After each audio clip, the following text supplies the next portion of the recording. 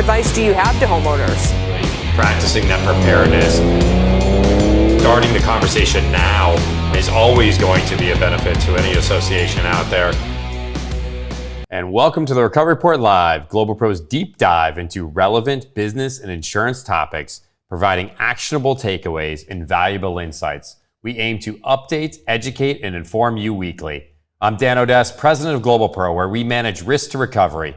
For more than a decade, we have represented thousands of businesses and community associations in the placement of insurance and the recovery from over $1 billion in damages. We are your source for business and insurance news you can use. In last week's episode of the Recovery Report Live, we discussed our own challenges, newest members, and our plan for the future. The pandemic-related challenges facing the business community continues to mount. Several courts have recently handed down adverse opinions and dismissed lawsuits filed. This is occurring despite clear evidence that most insurance companies never intended to exclude coverage for pandemic-related claims. As we discussed in our prior live reports, many policies make no mention of virus and certainly not pandemic. Many policies we reviewed don't include virus exclusions, and the pollution or contamination exclusions are also silent on these issues. However, increasingly more and more insurance companies are either prematurely denying claims without conducting proper and timely investigations, or the courts are rendering dismissals. Perhaps some of the blame should be placed on the attorneys that have brought some poorly pled cases on behalf of struggling businesses. False promises of major class actions and the advantages of being first to the courts.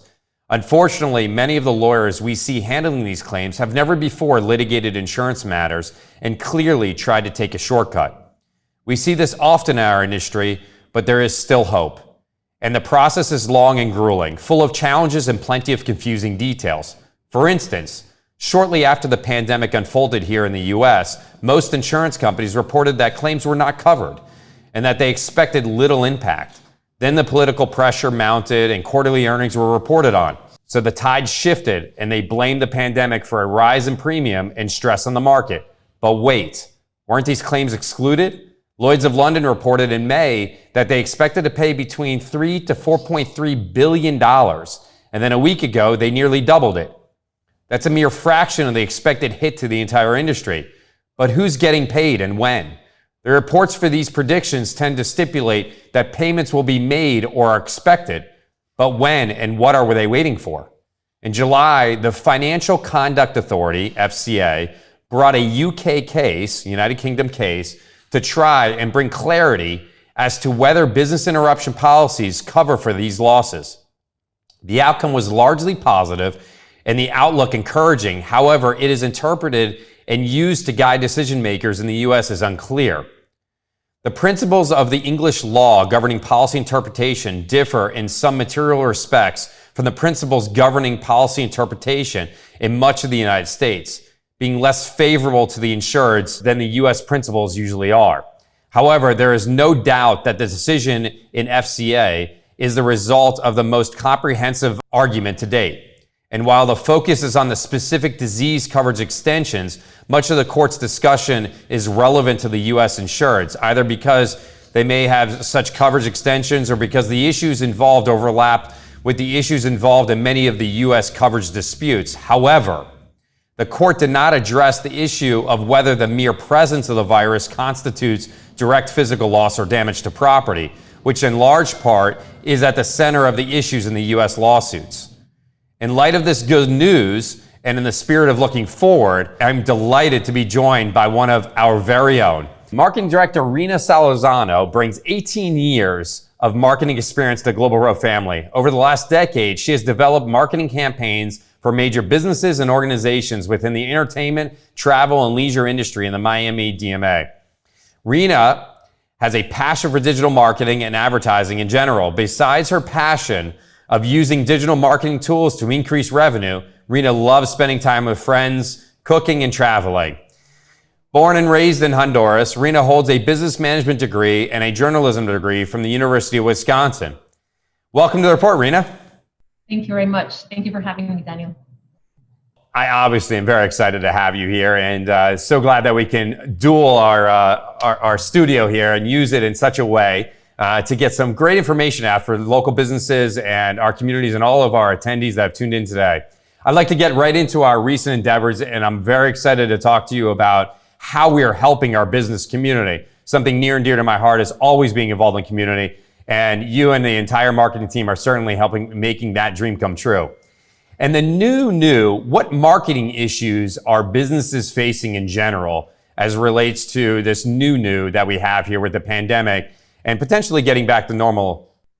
So the economic effects of COVID-19 in business in general has been totally devastating. There have been projected like hundreds of billions and billions with a B in losses of revenue, which has led to letting people go from many businesses, changing the way that you think in terms of marketing your businesses and acquiring new clientele. It's a fact that uncertainty is just one of the main issues that marketing in general and marketeers in general are facing right now. Second, I will say that budget, businesses have lost so many money because they had to close their businesses, or maybe they haven't sold their goods in the same way that it used to be like before COVID, that now the allocation of marketing budget is just not the same anymore. And even when you have that little money that that is put aside, it's really uncertain on the ways of how to use it. And the reason that is because we don't really know what's going to happen in the next following months. We don't even know how 2020 is going to end. We know it's been a crazy year, and it's really hard to actually forecast and try to make the most out of it, considering that it's something that is a lot lower than it used to be. And besides budget, I think that another main issue that we have right now is that you cannot target your audience in traditional media the way they used to do it. Traditional media right now is pretty much zero. I to be honest with you, I haven't seen many businesses doing marketing and advertising efforts the way that we used to do it prior to March. Networking events is another thing too, and to be honest with you, the one that I miss the most, that connectivity, that first face-to-face activities and events, sponsorships, partnerships that used to be part of our daily living, it's just non-existing anymore. Yeah, now you talk a lot about budgets, and obviously that's where you got to start from the ground up as a business owner. You got to kind of rethink things, and you got to retool things. But what are those tools, and what's available now to business owners that are looking to try to engage their audience? Well, if you ask me for an advice, I would say number one, go digital. I'm a true advocate of digital marketing in general for any business category that is out there. It's the new way of doing marketing, and on top of that, you have noticed schools and many other entities that have utilized new technologies to communicate to students, or even I've noticed too that even doctors have had interviews or with patients view on the web. So everything is going towards digital. So why not utilizing the resources that we already have? That thank God we live in a year right now where technology is a plus, like social media, for example. And on top of that, collaboration. I've noticed too that many other businesses are just gathering together, and taking advantage of the memberships they have or the entities that they belong to do virtual networking events and reaching out to other people. I think that in overall, to give you just one answer, specifically as a whole, I will say, take advantage of technology. No, and that's a little bit, we're obviously talking about the issue. We're looking at a solution, what tools are available. So now we understand the budget concerns. We understand what tools may be available. Obviously, being in the digital age, it was everyone went online. I mean, we're all sitting at home digesting so much content digitally. So how has engaging a business's target end user changed before and now during the pandemic? Meaning, whereas a lot of times it was a lot easier, we can just simply send out mailers, we can go to our chamber events and network and shake hands. But now we got to think differently, and we just talked a little bit about that. So how has engaging a business's target end user changed in your opinion? Yeah, and I think that the main issue is that prior to COVID, you used to have, as a marketeer, you used to have that holistic approach, like combining media outlets, traditional and non-traditional media to target your audience and just increase the chances of increasing your clientele and selling your goods or your services. But that's not an option anymore. So since we know that we are living a new normal, let's call it that way, you have to change gears and pretty much turning into more digital oriented campaigns, which is like the new thing anyways. But we know that before March, some businesses were utilizing tools that are now being pretty much exploded. Because if before you used to spend just 5% of your marketing budget in outlets like programmatic or other tactics via online, now you're spending half of it because that's pretty much the only way that you can target people at home or wherever they are. One of the techniques and one of the beauties of digital advertising is that you can have highly targeted campaigns reaching people based on their demographics and geographic areas or the way the titles they have or the places they go, the places they visit, the websites they like, even on their homes. So it's pretty much like the new way of doing things, businesses in general, and marketing in advertising. And you hit on a lot of great things there. Certainly how digital marketing has played a role in the survival of businesses. A lot of our clientele we know have obviously struggled since the pandemic. We've seen a lot of them take a lot of their marketing advertisement to digital and use that to help them survive. Certainly not what they were before the pandemic, but they're making ends meet, and in fact some of them are actually winning. And I think those that have leveraged the digital content the most have certainly been huge winners of the pandemic financially. Obviously, I don't think anyone wants to be in this situation. I think some have figured out how to operate in it better than others. And again, certainly digital has played a big role in that. So, looking into those tools, what's new for businesses looking to expand or improve their marketing and engagement? What's new for them? What should they be looking for if maybe they're not so sophisticated or don't have a large budget? Where should they look first? So I think that a new trend that it's not necessarily new, but it's been up there since the last couple of years. It's actually influencers. Many industries are actually using influencers in a way to promote their services and their products. And I think it's also increasing engagement, through social media per se and digital marketing in general. That's one of the tools.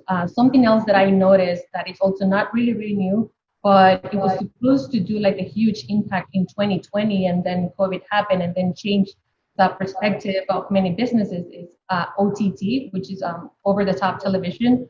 And just to give you like a brief idea of what that is, OTT works in a way that you target viewers on their homes when they're consuming TV online, like Netflix, Hulu, Amazon Prime Video, Disney Plus. So right now, we know that just some of them are actually having a few commercials, but eventually we know that that's going to be another tactic that it's going to be explored in the next few months. And I wouldn't be surprised that by early 2021, it's going to take a lot of the budget for many businesses in general, because that's the new way of targeting people, at the homes where their computers are, where their cell phones are, and OTT does that exactly. So those two things, I think OTT and influencers are going to make a huge impact the next months and next year. I know in my own home, we started cutting cords, and I think that's one way other consumers have referred to it as well, and using and looking for that OTT. So certainly something to look at. So let's transition here a little bit, and let's talk about what we're doing here at GlobalPro. Why don't you tell our audience, what are we working on? Well, we are working on many projects right now. And because we know that technology and online advertising is the way to go, we're actually working on setting up a few campaigns that are utilizing really high and highly targeted tactics to reach out to new clientele, new prospects, and converting leads into new clients. That's one of my passions, and I'm actually really, really excited about that. And just thinking about it, I get excited because I truly believe in digital marketing, and I truly believe in the way that we can track everything that we do in the back end, which is, one of the main objectives of it, returning that investment and proving that it's actually working, which is, my number one passion. On top of that, we're also continuing, leveraging the memberships that we have in the entities that we belong to, even if it's in a networking, digital networking event, which we're trying to continue with, CAI and other memberships that we belong to, entities that we belong to. On top of that, we also have a few campaigns that are in the cooking right now. One of them is for a new technology tool that we're going to have soon, and I'm pretty sure you're going to be talking about that in the next few shows, which also makes me really excited because I know that we can do something that is based on that network and those tactics and those websites and sites and apps, which is my passion. And right now, we have a really nice campaign that I would love to talk to you about and everyone out there, which is a marketing campaign that is aimed to help the restaurant industry in our community. It's called Love in a Bag. Well, it's a great transition, and I love the pivot. Absolutely, of course, a couple cornerstones of GlobalPro since founding the business in 2012.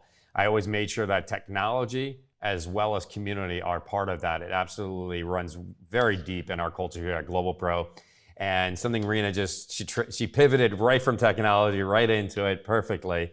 So I want to use this momentum to talk a little bit about what we're doing for our local community in an amazing campaign that our team put together. Really, really awesome campaign. Very excited about it. I think this is the best kind of engagement. This is the best way to market a business. The best. It feels good. And you get a great response from the community as well as your end users. You even sometimes get your end users involved in things like this. So I don't want to steal Rina's thunder because this is certainly her team's baby, and they've really put this together. So talk to us a little bit about Love in the Bag. Love in a Bag, I think it's one of my favorite campaigns right now for many, many reasons. We know that after COVID, many businesses, like I mentioned before, have been devastated, affected financially speaking because of protests and COVID and so many other things happening in society right now. But we also know that one of the industries that are actually more impacted compared to the rest is the restaurant industry. And to me, that means a lot. In my family, my mom herself, she has a catering business. And I know she lives in Honduras, but I know that she's going through the same thing, because it's a global thing. It's a global issue. So we are at GlobalPro, we think about, what we can do to help other businesses recover, and considering everything that is going on right now in the industry, in the restaurant industry, we came up with the idea of helping our community, helping our clients. So we decided to select a few restaurants and create a comprehensive marketing campaign that is targeting, and promoting pretty much the restaurants through social media, which it's been shown that it's one of the media outlets that works really well with restaurants. So we're putting together a comprehensive campaign that includes, Facebook posting and boosting those posts, email marketing, LinkedIn, Facebook, and influencers, and a little bit of other things that we are working on, including a really nice video that we are creating for each of the restaurants that we're working on. And it's actually really, really nice just looking and talking to the people, going through those questions, going through those stories, talking to the restaurant owners, and getting from them what has, been for them COVID and the impact that the industry and their businesses in specific have been going through since March. It's actually really deep to my heart. I have enjoyed working on this campaign. Like, you have no idea, or maybe you do have an idea because you've been part of it. A little bit. Yeah. So I'm really excited. I think that we're gonna launch everything in the next 2 weeks. We're working on some graphics and completing the videos, and I think you're gonna love it. We're also planning on doing like a landing page where we're gonna host all of those videos and pictures that we have for the restaurant and telling the story, which is the most important thing. Telling the story, how those businesses have been affected, what are they planning on doing to, get out of that phase and moving into a new normal, promoting their business.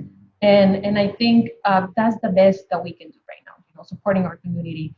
These campaigns that I think it's worth mentioning, we're not charging absolutely nothing to any of them. So this is something that it's coming from, the GlobalPro in general, as a way of helping the community. And I really feel that it's going to be successful. So I'm looking forward to it.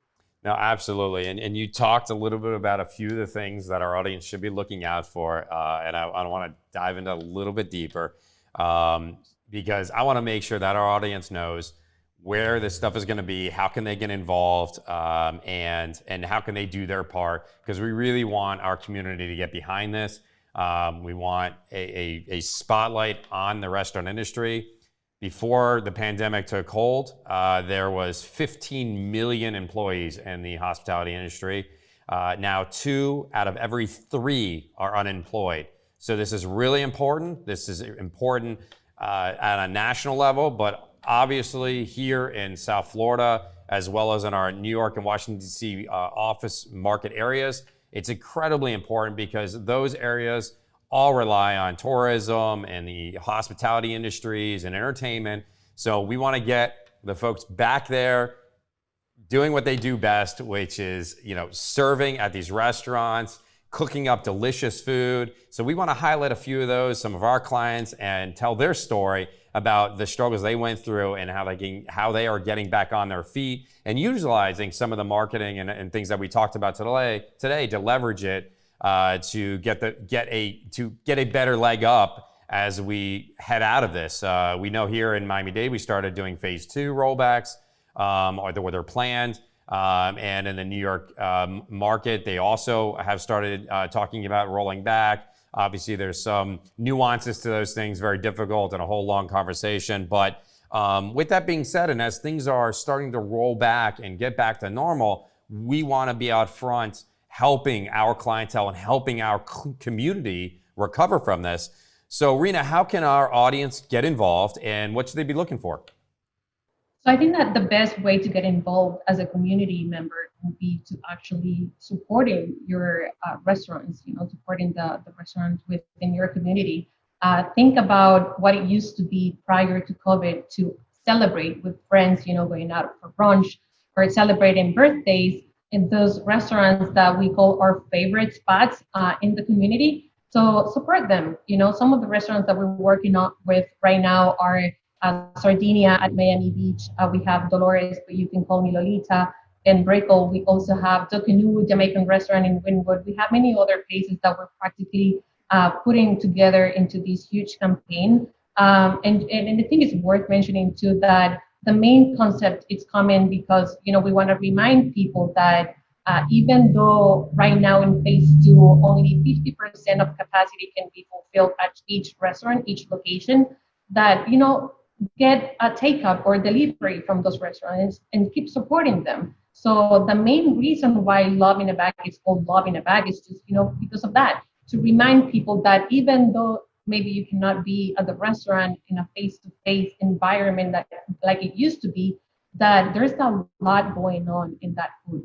That's a lot going on in that business. It's not just food. It's just it's compassion.